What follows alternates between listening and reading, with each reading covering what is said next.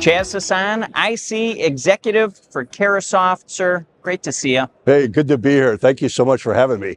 So let's address the elephant in the room right off the bat. Yeah. As we record this at the Indo-Pacific event here in Honolulu, Hawaii, we are roughly 5 weeks into a government shutdown. Yeah. Carahsoft, which you're representing, sits really at the intersection of a lot of people in the public sector information technology community. I'm thinking partners and customers, Yep. OEMs, original equipment manufacturers, the VARs, value-added resellers, certainly a lot more. Right. Talk to me about how that critical community has been impacted by the shutdown. Yeah, no, it's a great question. So as you mentioned, now it's got to be one of the longest shutdowns, right? 28 days. And although the military is funded, all the gaps in between, the supply chain, how do I get something from the East Coast all the way to Hawaii for the pack fleet? That's going to take a lot of hiccups. And I think with Carahsoft, because we touch the customer, we touch the OEM, and we touch the VAR. If you look at that, the customer buys from a partner, and the partner will buy from us as a distributor, Carahsoft, who we then buy from the respective OEM. So we're, to your point, we're right in that middle, and we can help. We can hold off a credit. We can help the smaller partners if they have a 30 net. We can probably extend that for them. So we can, because we're touching all three of those segments, we can play a really significant role as people wait. That's what's happening. It's unknown.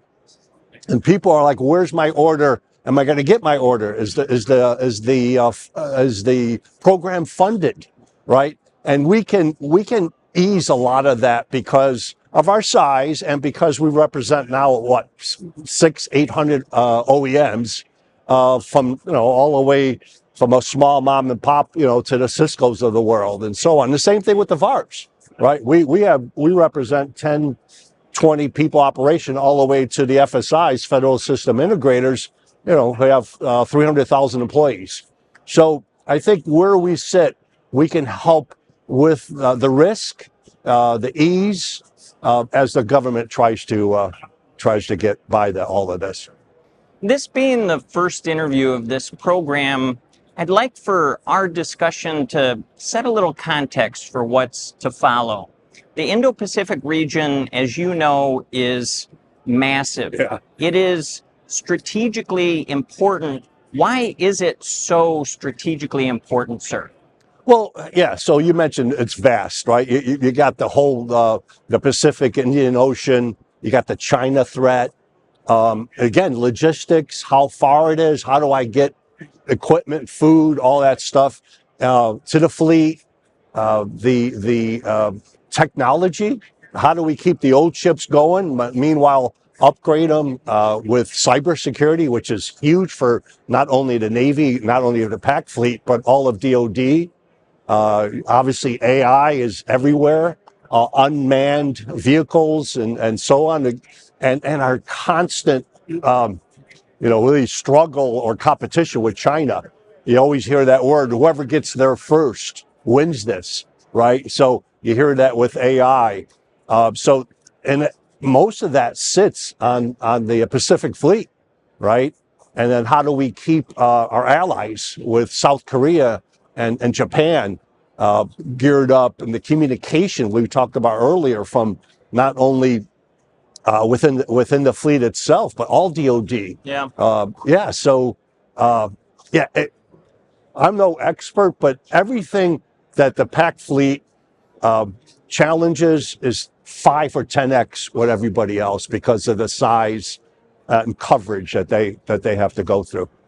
You mentioned cybersecurity, Chaz, and I want to dig a little bit deeper there. Talk a bit about zero trust. It was, maybe I'll call it the buzzword several years ago, but it's still a keen focus of the Department of War. Am I reading that right? No, absolutely. That's never going to go away. You can add cloud, data analytics, obviously AI, machine learning. That's all great. But the heart of all this is cyber. all the way from your phone to missile systems, to communications from satellites. That is not going away. And you mentioned zero trust. We finally have a cocktail with several different vendors that combine that gives a really big sigh of relief to the fleet, but all of DoD, that says, are you who you say you are? And how can I trust that? So not only am I having calls from servicemen, sailors back home, but all the missile systems and the weapons supplies and all that all has to be protected. We touched on this, but you didn't raise the word cooperation. I mean, we mentioned the vastness of the Indo-Pacific region. What does cooperation look like in Indo-Pac? Yeah, again, I keep repeating myself because of the vast geographic challenges, all of that is multiplied. So not only do they have to go back to the Pentagon and get all that information, then our threat from China, as we talked about, and then how do we communicate, let our allies, give them as much information as we can, but yet keep our own strategic coverage as well. So you're cooperating with the Pentagon, you're cooperating with the White House, you're looking at allies, you're looking at other fleets, and then because of the vast area, you probably, I have no idea, but hundreds and hundreds of ships out there. So that cooperation is a big challenge because as we saw with the intelligence community, I want to keep everything to myself, but yet I have to share that.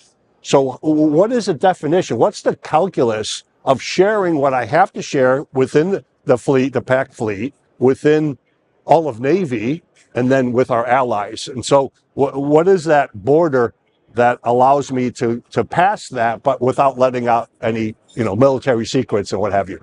Those borders, and you almost anticipated where I wanted to go next.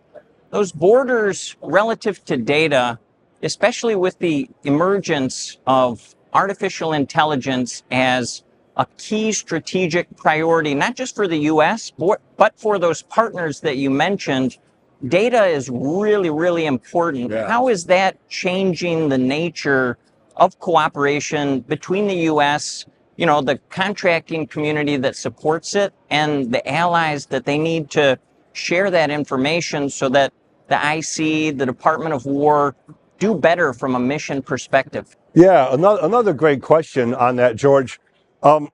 Again, I think it's, we're all looking at data analytics, right? You had this huge data, right? You have the Amazons, the Googles, the Microsofts, Azure, what have you. How do I take that mass data, read the analytics of it, take the data and create action? Because data is data. Then, as I said earlier, what can I share? With whom can I share it? And then what degrees of shareability, if that's a word, that I'm allowed to go to partners? And that's pretty tough. Chaz, before we go, you've been in this industry for a bit, decades at this point. Yeah. This is your first Indo-Pac event. Just general impression on the ground as we sort of close up here. Yeah, I'm going to lose the jacket after this interview. I'm going to put one of those Hawaiian shirts on. But yeah, as you can see, it's massive from a vendor standpoint. Everybody's here. The keynotes are constantly full. I have a full badge that allows me to enter them. And every session I've entered has been, seats and people standing up. So I'm pretty impressed. Chaz Hazzan over at Carahsoft, sir. Thanks so much. Hey, thanks so much, George. Appreciate it.